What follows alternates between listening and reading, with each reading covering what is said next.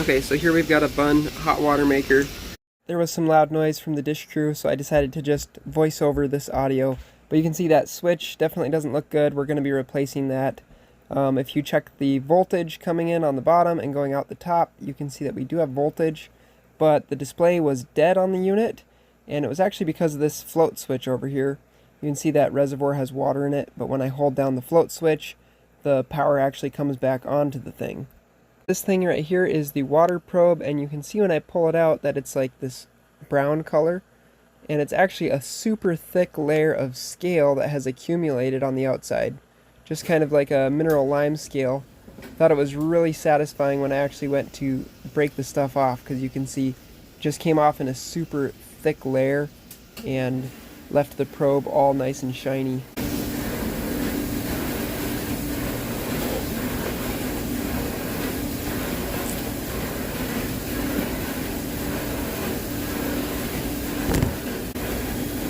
That's crazy. Never seen that much stuff come off. So once that float switch gets all the way down, running the water like this, getting rid of the excess water, then it should bring power back onto the control, and it should only fill as it needs water. I think it just wasn't sensing the water level because of the scale on the probe. So it appears that how this overflow switch works is the water has to come up through the whole tank, and then it dumps down into there, but there's actually no way to really get that water out of there. So we're gonna have to use a rag, I guess, and soak it up. So I actually used this piece of tubing and siphoned the water out of there, because you don't want to drip anything on that board. They've got a pretty good drip shield, but still, kind of scary. So it is currently filling, and hopefully once it gets up to the right level, it'll shut the water off. I think before it was just running continuously until water would come spilling out of here and shut off the overflow switch. Just shut off. It doesn't appear to have overflowed.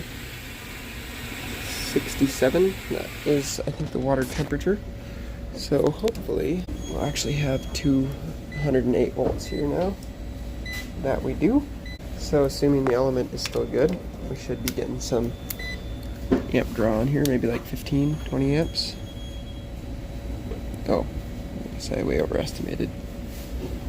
6 or 7 amps. I was guessing that because I think it's a 20 amp receptacle.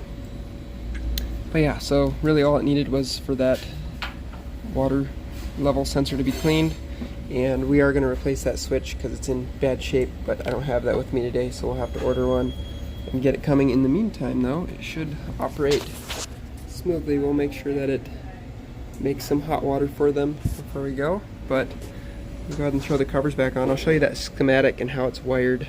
So you can see here's L1, L2, they come in on that terminal block, so you'll want to check, make sure that you have your 208, 240 volts across this one and this one. If it's a 240 volt, if it's 120, then it would be 120. That goes down through the main power switch, and then it sends one side directly to the thermostat and one side directly to the fill valve, and then on the other side it sends the black to this relay on the main control board, and the other one it sends over to some of the control stuff on the control board. But right here you can see that is being interrupted by this overflow protection switch. So since that overflow protection switch was in the open position, it wasn't sending any power to the brain portion on the control board, so the relay was never closing and sending power then up to the limit thermostat and consequently to the element there. So that's how they've got it set up. So if you've got a dead display, it could just be that overflow protection switch. Oftentimes with these retainer brackets, they need a spacer, but look what they used for a spacer here. They used some lids off of some stainless steel food serving containers. It's kind of cool.